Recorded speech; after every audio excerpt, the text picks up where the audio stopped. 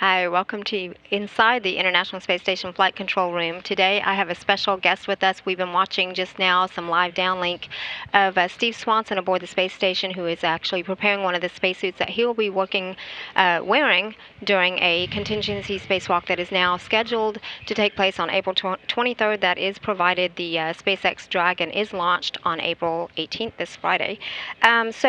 Today, right now, I have NASA astronaut Chris Cassidy. Chris is a two-time flyer. He flew aboard this space shuttle on STS-127. 127, yep. And then also did a long-duration tour aboard the space station this time last year on Expedition 35 and 36. Yeah, a year ago I was up there. It's hard to believe. And he actually did 3 spacewalks, and he's actually working to help come up with the procedures for this spacewalk that will be to repair the what we've been calling the MDM. It's the multiplexer, demultiplexer that is outside the space station. So first of all, explain real briefly what is the MDM? What is that exactly? It's basically a computer, and there are several different kinds. There's some higher level ones, control MDMs, we call them Tier 1, and then the Tier 2 MDMs, these of which the external MDM is one of those. Many of them, or most of them, are inside. This one happens to be outside, and it controls the some structural and mechanical things. But what we care about this week, relative to the SpaceX, are the targe angles and the solar array rotary angles. And if the second MDM were to fail, we wouldn't have the ability to control those. So that's why it's such an important piece to the whole equation. Okay. Well, thank you for that. Real quick, also, just describe what what the task is going to be at hand that Swanson and Mastracchio have at going out and replacing it. They're actually taking one that is on board right now. They have a replacement. I think you have a model here. We happen to have one right here, as a matter of fact. So the spare is inside, just like you mentioned. It's inside with them. Mm-hmm. It's older, though, and so they need to do some work on the inside to update it and make sure that it's got the right software, and the ground teams are doing all that procedure right now. Once they do that, and they're ready to go outside next week, this is what the box looks like. And basically there's computer cards, just like in your home computer at home, inside this big metal box. What those guys will do is there's 3 bolts. The center one is, we call it the jacking bolt, because it actually drives the box in and out. Okay. And then these 2 outside bolts just kind of make it secure. There's no connection. This connection here won't be on the real box. All of the electrical connections happen on the back side of the box. We call them blind mate connectors, because once the box slides in, as you screw it in, all the connectors are made in the back. Okay. So all they really have to do is these 3 bolts. It's pretty straightforward in terms of EVA jobs, you know. We anticipate it to go quickly, but as with anything in space operations, particularly EVAs, you never know what's going to be thrown at you. Right, and you would know that more than anyone. Right. So also just briefly just describe for me what's your involvement in coming up with the procedure for their spacewalk. It's actually been kind of fun for me. Just like you said, last year I was up in space and doing my things, and plans and procedures would arrive electronically, and we'd read them and be ready to go.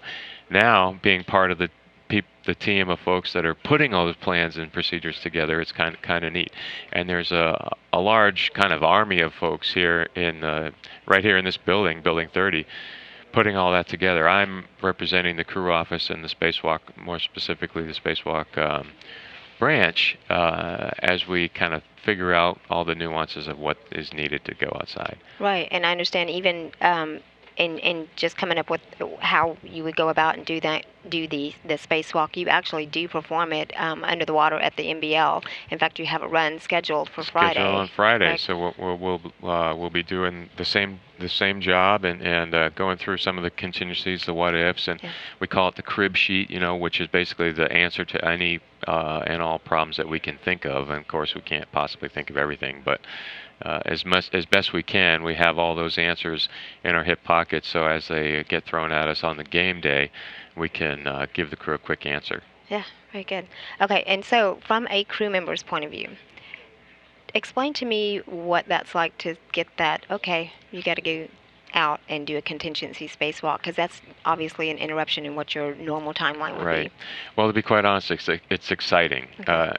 A spacewalk is a highlight of most crew members if they get the chance get a chance to do them, and I was lucky enough to have that happen to me. So I remember very specifically, we had a leaky ammonia system. There was a pump that we had to change out back.